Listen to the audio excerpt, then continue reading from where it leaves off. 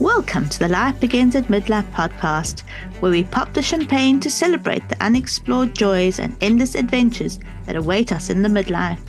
Flipping the script on what it means to hit those fabulous 40s, 50s and beyond. Because here, we don't believe in midlife crises, only midlife revolutions. Reminding you that the only thing we're letting go of at midlife is the notion that it's all downhill from here. Nope, we're here to climb higher, dream bigger, and laugh louder. Each week, we'll dive into the myths, share the truths, and unlock the secrets to making the midlife years your best years yet. From rediscovering lost passions to embarking on new adventures, we're covering it all. Expect candid conversations with inspiring guests who've turned their midlife years into their most dynamic chapter yet.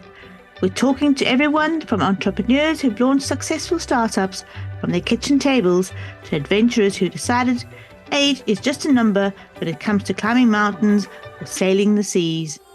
So if you've ever found yourself pondering, is this all there is? Or you're just eager to embrace the richness of midlife with both arms wide open, then you, my friend, are in the right place. Grab your favorite drink, get cozy, and let's show the world that life doesn't just begin at 20, it begins again at midlife. And remember, in the Life Begins at Midlife podcast, the only rule is to live confidently, love unconditionally, and laugh uncontrollably. Let's get started. So hello and welcome to today's episode of Life Begins at Midlife. I've got Sophie Garner here in the studio today, and she's going to be telling us a little bit about her midlife journey. Welcome, Sophie. Lovely to have you. Hello, Jackie. And we've had a lovely chat, haven't we, before this? We almost thought we weren't going to actually make the podcast because we've just been chatting about midlife and all the trials and tribulations that come with it. Absolutely. Yeah, there's been some interesting stories we've shared already. Hey, we should have just pressed record from the time we started speaking and we would have had episodes to share with everybody. Can't get that moment back now, can we? It's gone. Absolutely. Well, we'll remember it. Yeah. Anyway, so lovely to have you. And what is it? I know you mentioned briefly that, to me that you are, you've been teaching choir. And so tell us a bit about who's Sophie, and then you can lead into your menopause. We've been talking about menopause, but your midlife journey, you can leave menopause out of it. Who is Sophie? I always, when people say to me, what do you do? And I think this is so important. People need to sum it up quickly, because when we're in a conversation, we want to, especially if you're at a networking event or a party, it's so funny, isn't it? The first thing somebody says is, what do you do? They never ask, where do you live? How many kids have you got? How are you feeling? It's just straight in. What do you do? Like it's what makes your life. I mean, contradictively, what I do is my life. So I'm sort of almost like reversing that. I change lives through singing, and that's what I say to people, because I really do, because it's not just choirs. I work with brain injury, I work with dementia, and dementia can come on very early. I mean, I know some people where it's come on in midlife.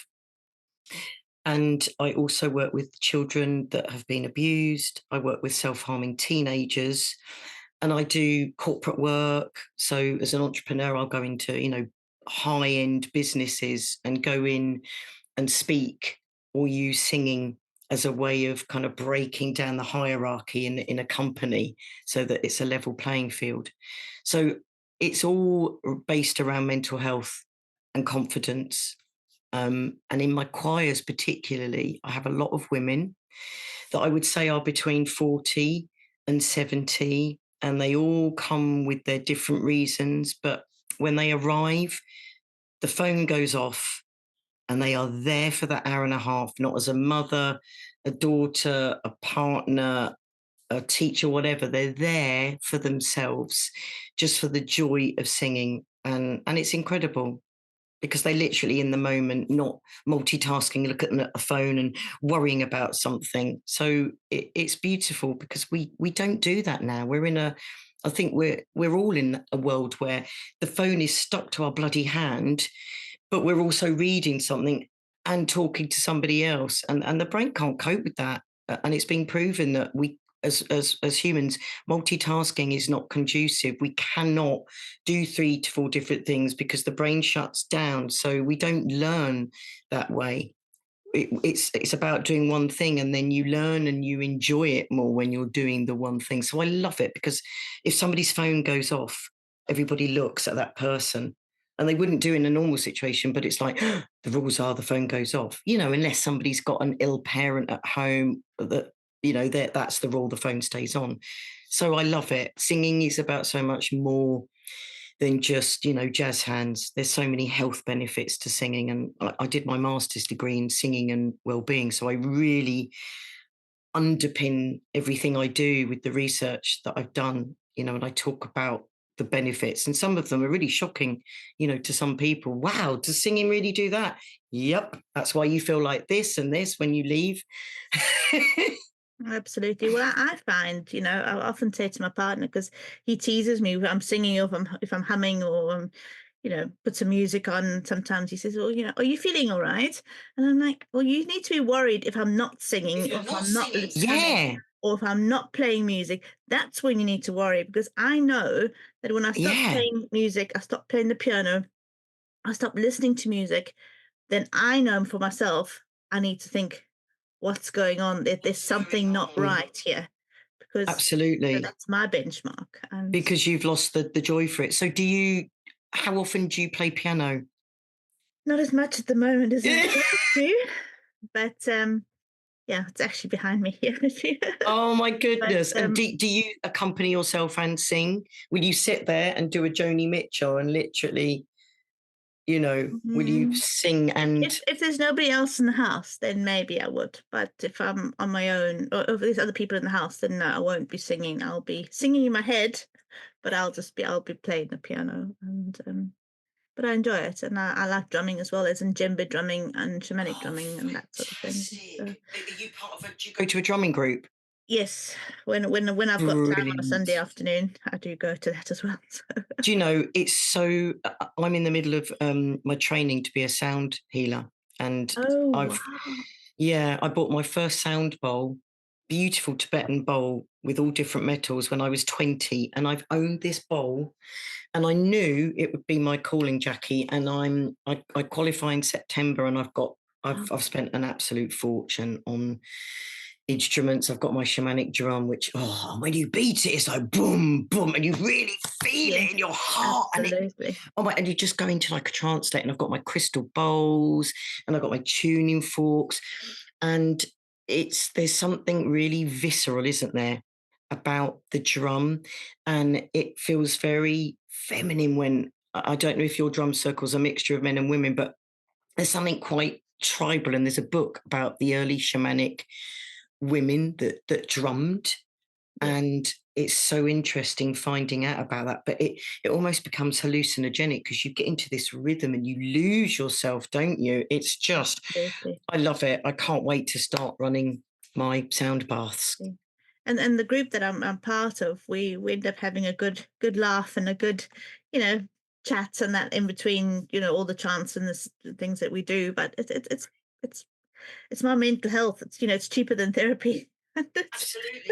And again, you're in the moment. I mean, goodness, I can't imagine anyone being on their phone in the middle of a drum session. It would be, what are you doing with that phone on? I think I'd go mad if somebody did that, Yeah, no, because the it would be phones. so You don't see a disrespectful. phone. The phones are in the handbags, in the bags. They're on silent. You It's don't hear. brilliant.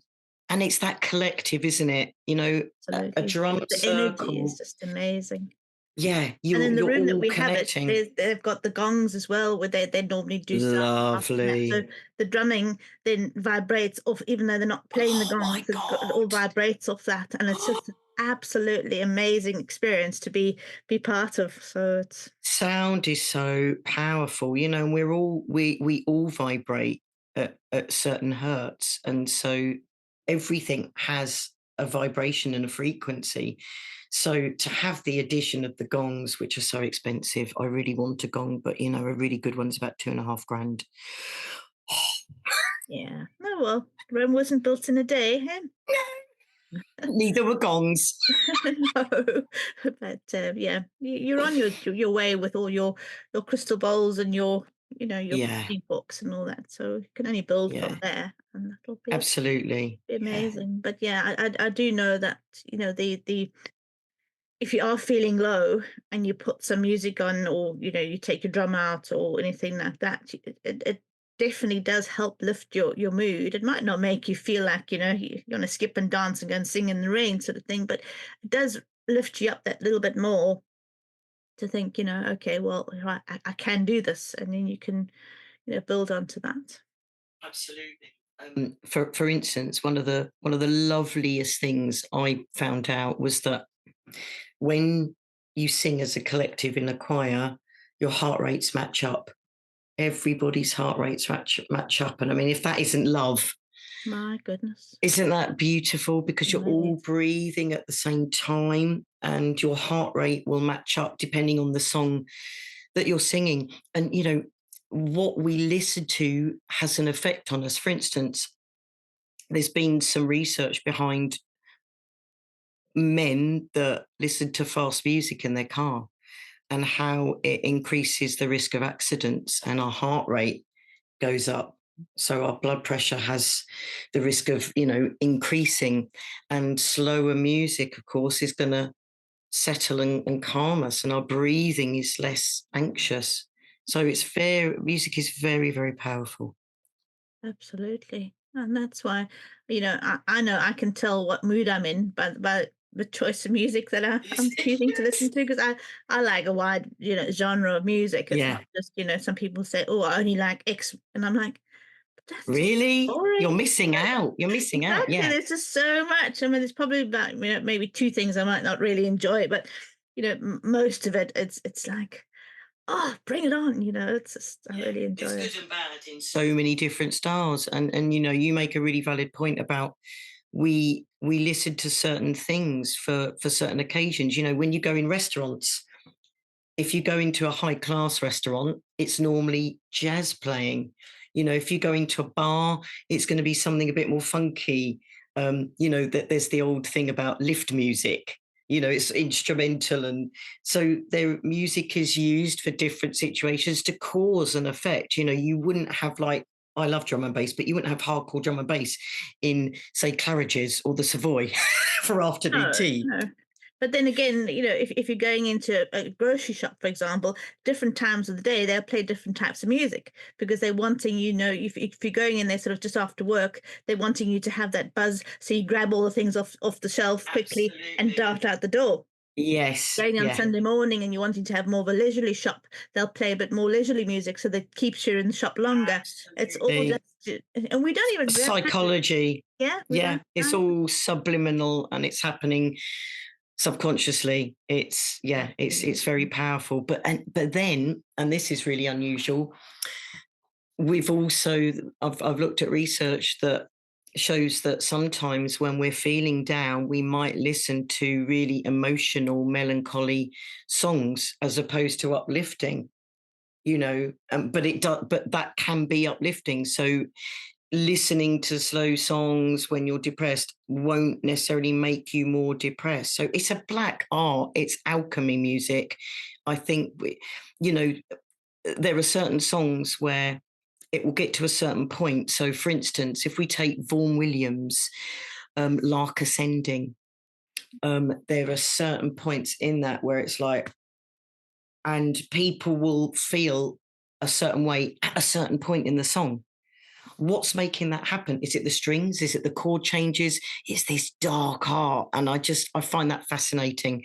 How music isn't something we just listen to, we feel music. Yeah. And I think there's just And something and and so it can tell a beautiful. story without us hearing any words, Yeah, just by listening to how it's been put absolutely. together. An instrumental, a bit of Yeah. classical You music. can feel what the composer is wanting to tell you by just experiencing the feel of Yeah, that music. And there's so many completely. times where I would much rather put music on than turn on the television, Yeah. Oh because God, I'd yeah. much rather listen to some music and just be in the moment than be force Absolutely. fed some don't call rubbish on the telly, but not everything's rubbish. But there's Yeah, things there's on so there much crap. it's not worth watching. And I'd much rather turn off that and put some music on and just potter around and enjoy the music. Absolutely. And again, that going back to that in the moment, when we look at, there's a TV behind this laptop that I'm on with you now. The TV actually hardly ever goes on because I don't want to succumb to the box on the wall, because a lot of the time I think we tend to lose ourselves because we don't want to be within ourselves. So we lose ourselves to the box on the wall, whereas music allows you to think creatively, you're in the moment. Yeah, there's something very flowing and freeing about listening to music. It allows you to go within, I think, music. It allows you to feel. Absolutely. Whereas the box pulls you out and it sort of like attaches you like this invisible cord into whatever's going on in there. 100%. Yeah. You're not thinking about what's going on. You're just being fed something. 100%. Whereas if you've got music playing on, you're still being fed the music, but you are interpreting it. And you and I will probably be listening to the same piece of music at the same moment, but you'll feel differently potentially to what I will feel depending on what my absolutely is. And totally. And isn't that amazing? Whereas telly manipulates, it's deliberately created to get a reaction, whether it's an advert or something that wants to make you get worried. Also, I must do this. Whereas, as you just said, 100%, you and I and 10 other people could listen to music. Some people might be lifted by it. Some people might be depressed by it. Some people might be annoyed by it. And that's the beauty. It's so subjective. And we're thinking creatively.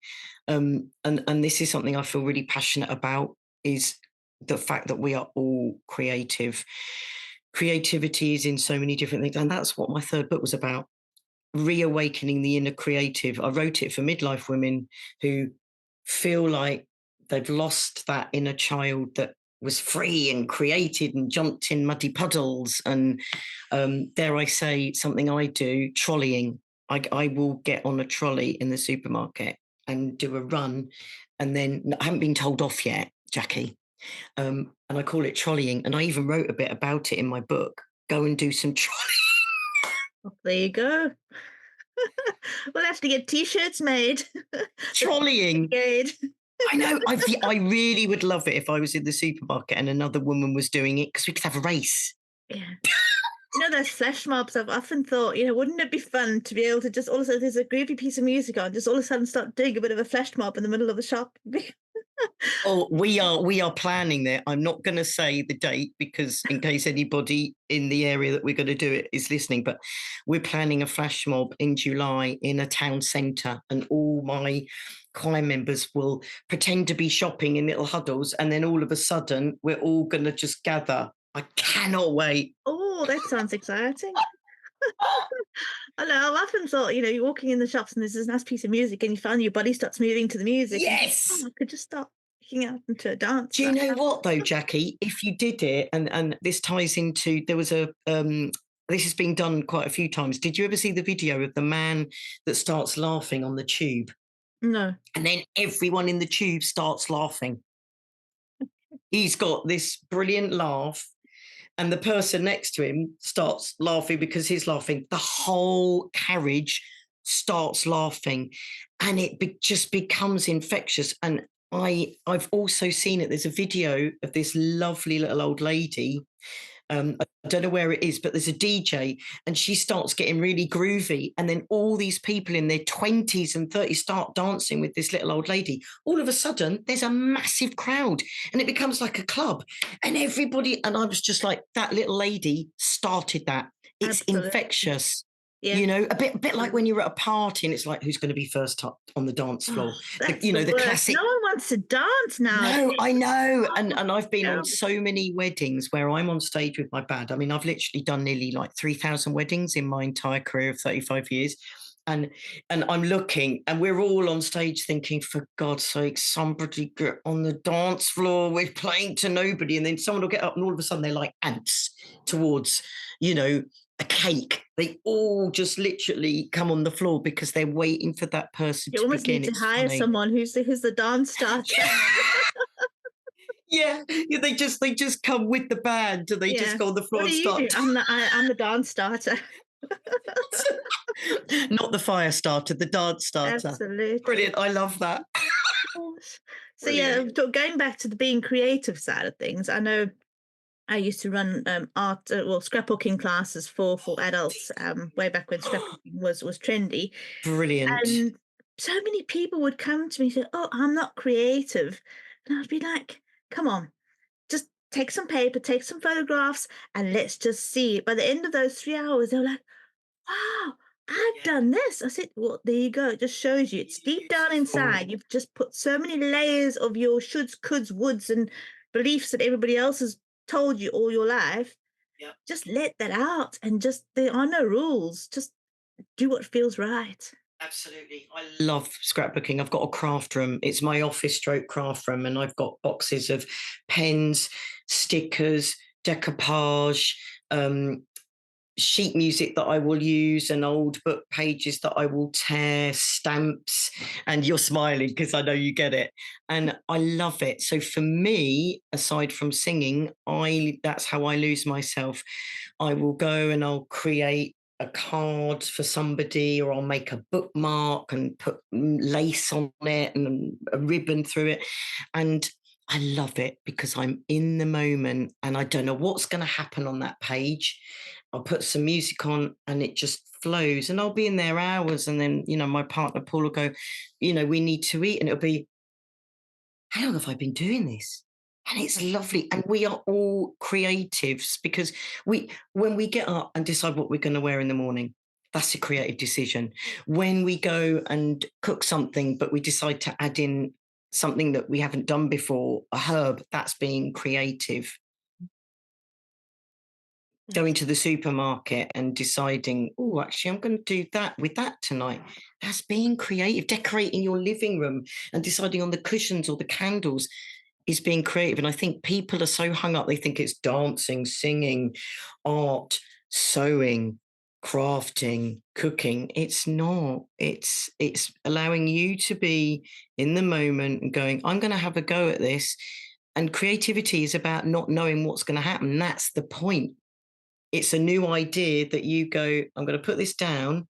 I don't know where it's going to go. It doesn't matter what the result is, but I'm going to create something. Yeah, absolutely.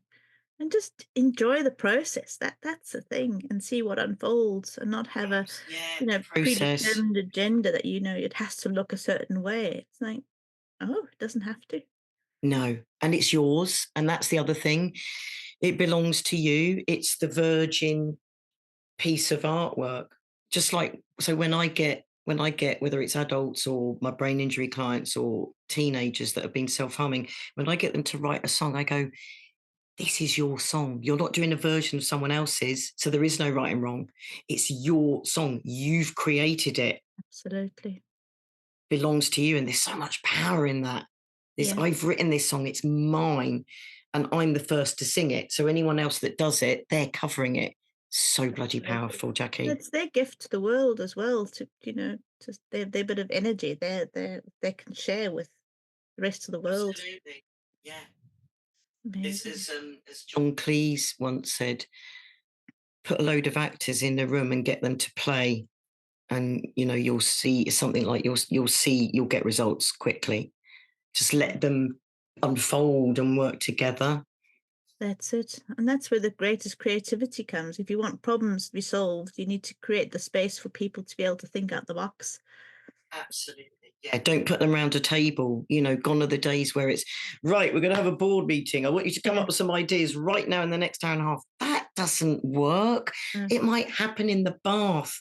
Somebody once said everybody's had an idea in the shower, or for me, it happens in the car. When I'm in the car, I get a lot of my ideas for songs or for things I want to write about. And in the middle of the night, I might wake up as well.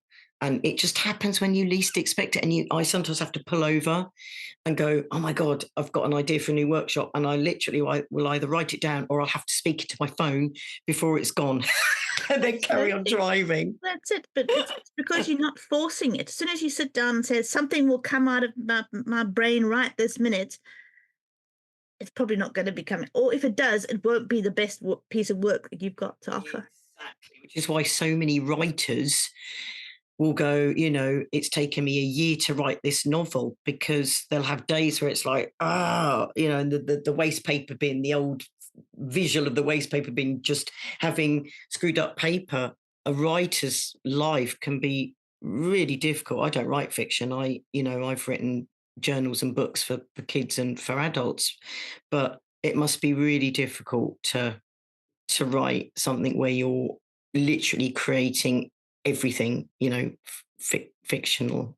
Must be really hard. Absolutely. Well, Sophie, it's been really lovely speaking to you today. I think you and I could probably carry on speaking for ages and ages. We'll have to get you back on again and we can talk a little bit more in depth about your creativity and music and all that. Scrapbooking. You've got to do more scrapbooking, Jackie. Please get back to it. Yeah. It is, it did, as you say, go.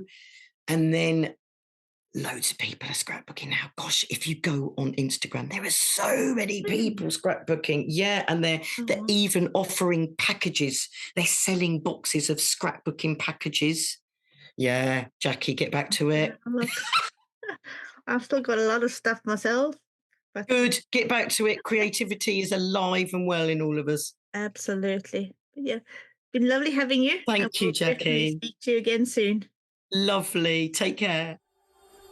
As we wrap up another episode here at Life Begins at Midlife, we want to take a moment to extend a heartfelt thank you to our sponsor, Jackie Bourne from Purpose Unleashed. Jackie's commitment to empowering individuals on their journey of self-discovery and transformation truly aligns with the spirit of our show. Whether you're navigating the challenges of midlife, seeking clarity on your next steps, or simply looking to live a more fulfilled life, Purpose Unleashed offers the guidance, tools, and support you need to turn your aspirations into reality. For those of you feeling stuck or at a crossroads, remember, it's never too late to redefine your path and embrace the life you've always dreamed of. Visit Purpose Unleashed website to discover how you can start your transformative journey today. Let Jackie be your guide to a more vibrant, purpose-driven life. You can find this link to the website in the show notes below. And to our listeners, thank you for tuning in and sharing your time with us. Remember, every day is a new opportunity to grow, to love, and to make a difference. Until next time, keep striving, keep dreaming, and keep listening.